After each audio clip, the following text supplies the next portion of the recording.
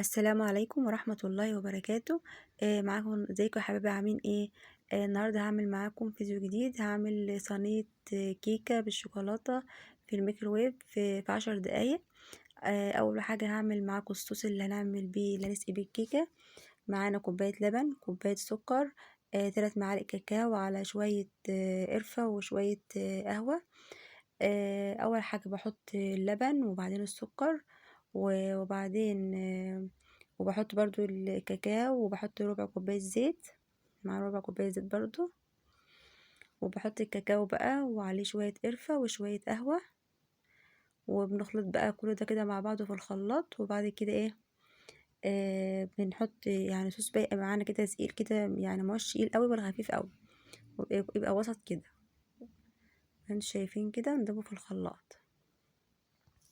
طبعا المكة المعتاد بتاعها طبعا قاعدة جنبي على الرخامة، عشان ايه، طبعا هي بتحب كيكة وكده فقاعدة جنبي عشان تتفرج عليا. دلوقتي بقى جبت الكيكة بعد الصوص بعد ما اتعمل كده في الخلاط، زي ما انتوا شايفين كده. يعني ايه، لا هو ولا تقيل قوي ولا خفيف قوي، يبقى وسط كده. وبعد كده بقى احطه بقى في التلاجة شوية عمالة ايه اخلص الكيكة، احطه بقى في التلاجة. جينا بقى نعمل بقى الدقيق. معايا كوباية ونص من الدقيق، كوباية لبن، ربع كوباية زيت، ممكن تحط الزيت على سمن عادي، كوباية سكر، عندي 3 معالق من الكاكاو برضو، على شوية قهوة وشوية قرفة برضو. طبعا لو انتش عايزة تحطي قرفة براحتك، بس القرفة طبعا بتديلها طعم حلو برضو مع القهوة. كان عندي شوية من الكيك شيف، على شوية من بيكنج باودر العادي، ومعايا كيسين فانيليا، ومعايا بيضاية. دي كده المقادير بتاعتي. يبقى كوباية لبن، كوباية سكر، ربع كوباية زيت، كوباية ونص من الدقيق. كده بحط بقى الدقيق بقى بنخله كده الأول، لازم ننخل الدقيق الأول عشان ايه كده تطلع معانا هشة وجميلة.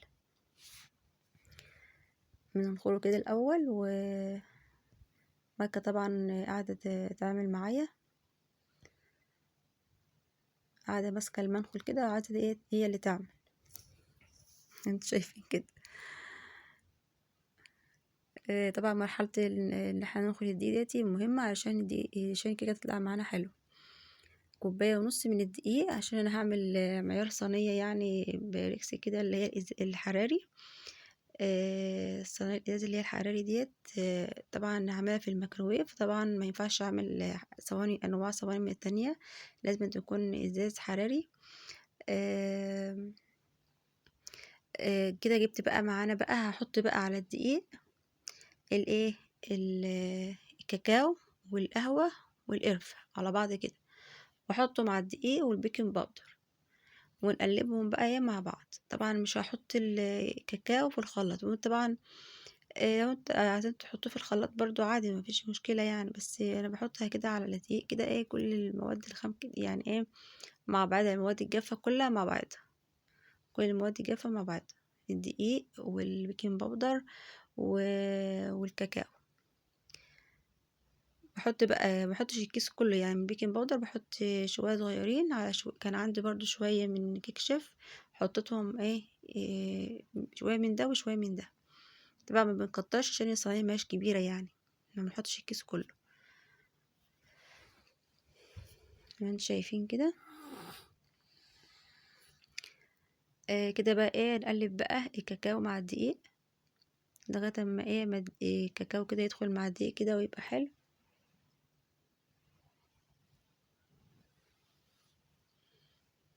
انتوا شايفين كده. نقلب كويس عشان ايه, كل الحاجات تدخل مع بعضها كده، تمتزج مع بعضها. اللهم صل وسلم عليك يا حبيبي يا رسول الله. طبعا بعمل وقتي الكيكه اللي بالشوكولاته دي، انا بعملها في الميكرويف في 10 دقايق، والله بتطلع حلوه وجميله قوي. كل اللي عنده ميكرويف بقى يجربها. دلوقتي جبت كوبايه، ربع كوبايه زيت، حطيتها في الخلاط، وبعدين كوبايه اللبن، وبعدين كوبايه السكر. يبقى ربع كوبايه زيت، كوبايه لبن، كوبايه سكر، نخلطهم الاول كده مع بعض ما انتم شايفين كده. مكة طبعا هي قاعدة ماسكة الخلاط برضو مفيش فايدة.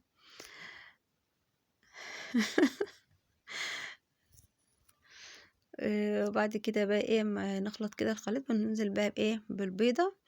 طبعا البيضة انا مبكترش بيض يعني محبش اكتر بيض في كيكة، يعني بحط بس واحدة في عيار مثلا ايه كوباية ونص. لو زودي مثلا معيار الدقيق بتحطي مثلا بيضتين، ما بكترش في البيض يعني. وبحط شوية خل على البيضة علشان تشيل ريحة الزفارة. شوية خل صغيرين كده على البيض يعني عشان ايه، مع شوية فانيليا.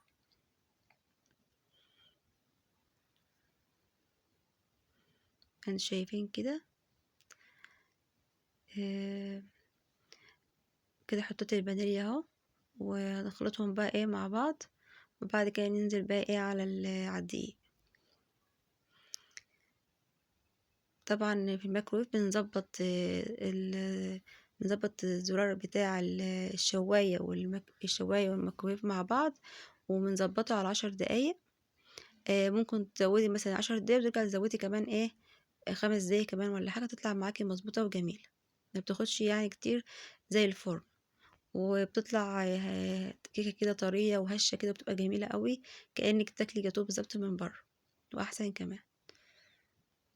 يعني انا لما كنت انا لسه جايبه الميكروويف يعني، فجربت فيه الكيكه بجد طعمها مختلف عن الفرن البوتاجاز يعني الطعم مختلف خالص يعني.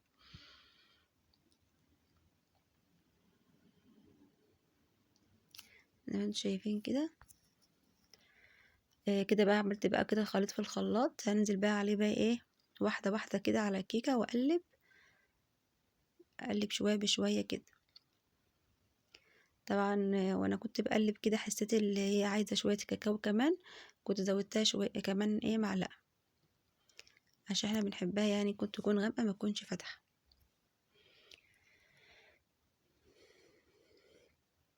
وقلبناها كده بقى، نقلب كده لغايه ما ايه ما الدقيق كله يتخلط معانا مع المادة السائله كده. انتوا شايفين. ننزل بقى بالخليط كله كده.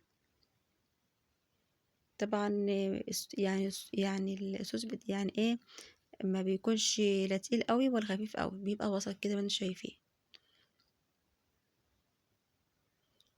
نقلب كده لغايه ما ايه ما يتجانس كله مع بعضه كده، ويبقى ايه خليط واحد كده. ده بس اللي انا بقول لكم عليه الصينيه ديت. طبعا انا عندي اللي هي الاكبر شويه، بس طبعا مش ما ينفعش في الميكرويف علشان طويله وكده، فانا بعمل في دي. عايزه ابقى اشتري والله، عايزه ابقى اشتري واحده مربعه، تكون كبيره شويه ومربعه عشان تنفع تتحط فيها، عشان تعرف تلف وكده في الميكرويف. جبت بقى شويه زيت صغيرين بالفرشه كده، دهنتها وقمت حاطه معلقه كاكاو على الدقيق، يعني ايه ما انت شايفين كده، بعملها كده في الصينيه كده موزعه كده، عشان ايه ما احط كيكه ما تبقى ما تلزقش وما تاخدش ايه، بدل ما احط دقيق يعني وكده يبقى لون الكاكاو يعني مبقاش يديه باين من تحت كده ابيض كده في الكيكه، لا لما بتحطي كاكاو ايه عشان يبقى زي الكيكه بالظبط. نفس الطريقه اللي انا عاملاها دي ممكن تعملها في صينيه عاديه وتعملها في الفرن البوتاجاز، وهتطلع حلوه برضو.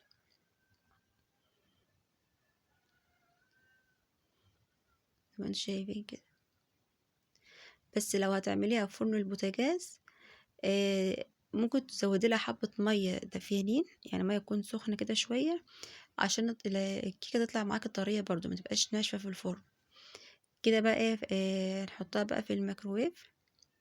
طبعا لما نحط الكيكة في الصينية لازم ندب عليها كده عشان نشيل منها الهواء.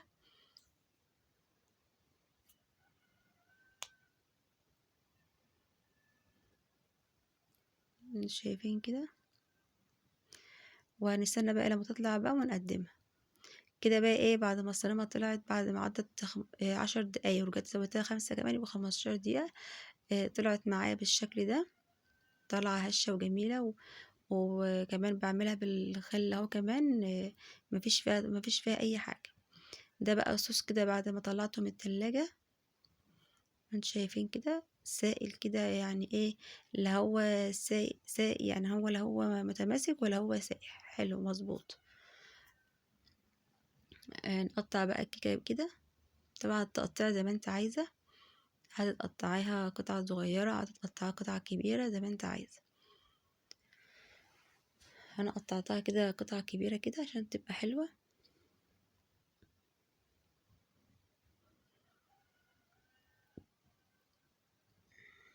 ما انتوا شايفين كده، وارجع بقى ايه، طبعا لازم بتسقيها بالصوص وهي سخنة، ما ينفعش تسقيها وهي باردة، عشان الصوص، عشان الكيكة تشرب من الصوص كده وتمتزج مع الصوص كده وتبقى حلوة.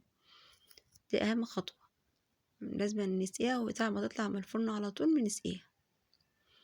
طبعا طلع يعني صوص ايه، طلع إيه كتير شوية، فما حطيتهوش كله يعني، سبته بقى كده. طبعا الاولاد بيحبوه طبعا، لازم كل ما اجي اعمل لازم اسيب لهم شويه ياكلوا كده بالمعلقه.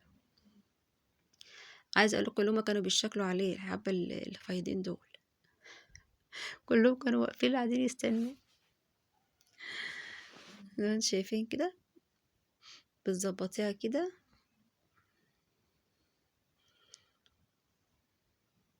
الاولاد كلهم طبعا بيحبوا اي حاجه بالشوكولاته، اي حاجه فيها شوكولاته بيحبوها. نسيبها بقى لما تبرد بقى، وبعدين نقدمها بقى معاكم كده بقى بعد ما بردت بقى، وطلعناها كده في الطبق. ما انتم شايفين، عايز اقول لكم كانت طريه وجميله، وصوص فيها كان بص يعني، كانك بتاكلي جاتوه والله من بره واحسن كمان. ما انتم شايفين كده، طريقه سهله وبسيطه، وفي 10 دقايق ممكن تعملها برضو في فرن البوتاجاز برضو عادي بنفس الطريقه. ويا رب الفيديو يكون عجبكم، ويكون على حسن متابعتكم ليا. متنسوش بقى بالاشتراك واللايك وتفعلوا الجرس عشان يوصلكم كل جديد ان شاء الله مني. ويا ريت تدوسوا على زر الجرس وتضغطوا على الكل عشان يوصلكوا كل جديد بنزله، يعني ان شاء الله اي فيديوهات ليا بنزلها تنزل لكم ان شاء الله على الاشعار كل ده. يا رب يكون الفيديو يكون عجبكم، ويكون على حسن ظنكم. يا رب كده يكون عجبكم كده، ويا ريت تجربوها وتكتبوا لي في التعليقات ايه رأيكم فيها بعد ما جربتوها، وطعمها حلو ولا لا.